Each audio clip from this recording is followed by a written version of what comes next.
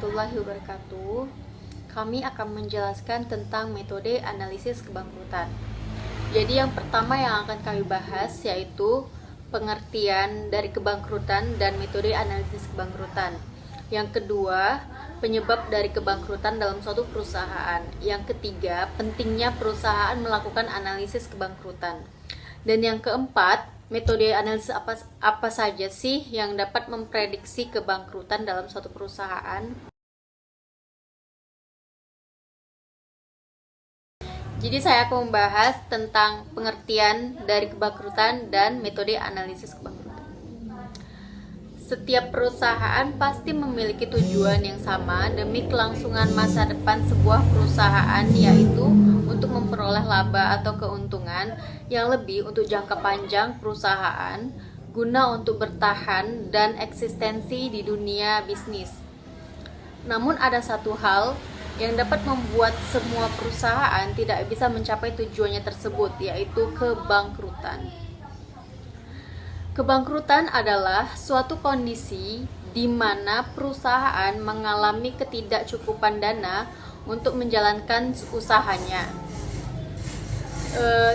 Pengertian dari analisis kebangkrutan yaitu analisis yang dapat membantu perusahaan untuk mengantisipasi kemungkinan perusahaan akan mengalami kebangkrutan yang disebabkan oleh masalah-masalah keuangan.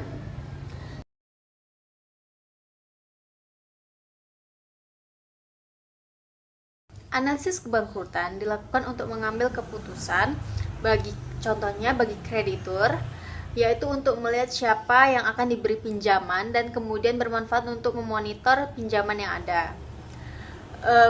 Manfaat bagi investor saham atau obligasi, yaitu analisis kebangkrutan dilakukan untuk melihat adanya kemungkinan bangkrut atau tidaknya perusahaan yang menjual surat berharga tersebut, sehingga secepat mungkin dapat mengantisipasi kemungkinan kebangkrutan.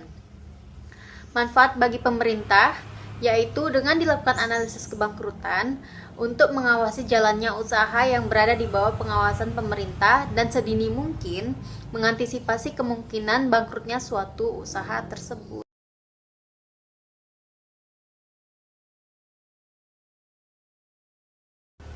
Ada dua faktor yang mempengaruhi terjadinya kebangkrutan dalam suatu perusahaan. Yang pertama ada faktor eksternal dan faktor internal. Faktor eksternal terjadi di luar kendali manajemen. Contohnya seperti kondisi ekonomi, keadaan politik, bencana alam, dan sebagainya. Terus faktor internal itu terjadi di dalam perusahaan itu sendiri. Contohnya seperti kinerja perusahaan, kebijakan perusahaan, dan budaya perusahaan itu sendiri.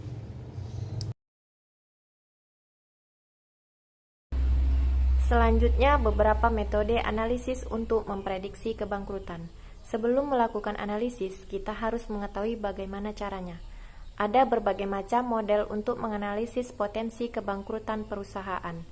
Antara lain, model Altman Z-Score merupakan salah satu model analisis multivariat yang berfungsi untuk memprediksi kebangkrutan perusahaan dengan tingkat ketepatan dan keakuratan yang relatif dapat dipercaya.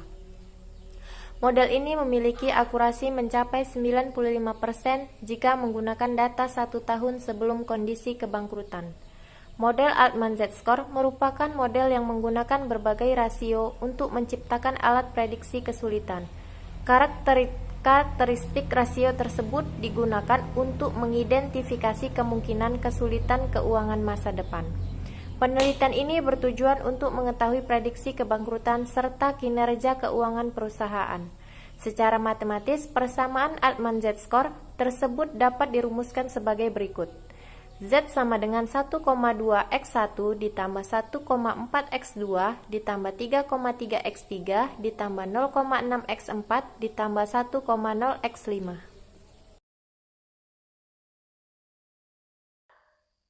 Untuk perusahaan manufaktur, Z sama dengan 0,717 X1 ditambah 0,874 X2 ditambah 3,107 X3 ditambah 0,420 X4 ditambah 0,99 X5.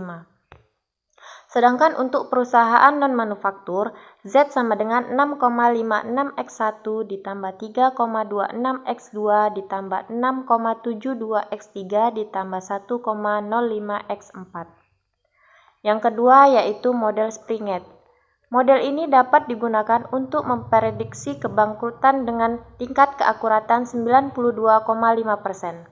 Metode yang berhasil dikembangkan oleh Springett adalah S sama dengan 1,03A ditambah 3,07B ditambah 0,66C ditambah 0,4D.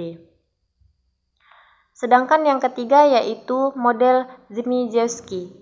Model ini menyatakan jika skor yang didapatkan lebih dari 0, maka perusahaan diprediksi akan mengalami kebangkrutan. Tetapi jika skor yang didapat kurang dari 0, maka perusahaan diprediksi tidak berpotensi mengalami kebangkrutan. Rumus yang didapat yaitu X sama dengan minus 4,3 dikurang 4,5 X1 ditambah 5,7 X2 ditambah 0,004 X3. Yang keempat yaitu model Foster. Model Foster dapat dirumuskan Z skor sama dengan minus 3,366X ditambah 0,665Y. Dan yang terakhir yaitu model Grover, merupakan metode yang diciptakan dengan melakukan pendesainan dan penilaian ulang terhadap model Altman Z-score. Grover mengklasifikasikan nilai kebangkrutan perusahaan. Jika skor lebih kecil dari 0,02, maka perusahaan dalam keadaan bangkrut. Dan jika skor lebih besar dari 0,01, maka perusahaan dalam keadaan sehat. Rumus yang didapat yaitu skor sama dengan 1,650 X1 ditambah 3,404 X2 ditambah 0,016 ROA ditambah 0,057. Kesimpulannya yaitu perusahaan menunjukkan hasil melebihi standar Z-score yaitu 2,99 serta tidak ada nilai rasio yang bernilai negatif. Hal ini menunjukkan kinerja keuangan perusahaan tersebut baik. Saran yang diharapkan kepada perusahaan untuk menjaga likuiditas dalam memenuhi semua kewajibannya, sehingga menarik minat para investor dan kreditor. Yang kedua, diharapkan kepada perusahaan untuk mempertahankan dan mengoptimalisasi stabilitas modal kerja melalui pengelolaan klaim pembelian potongan penjualan dan persediaan. Sampai di sini saja presentasi dari kelompok kami. Jika ada kesalahan, kami mohon maaf.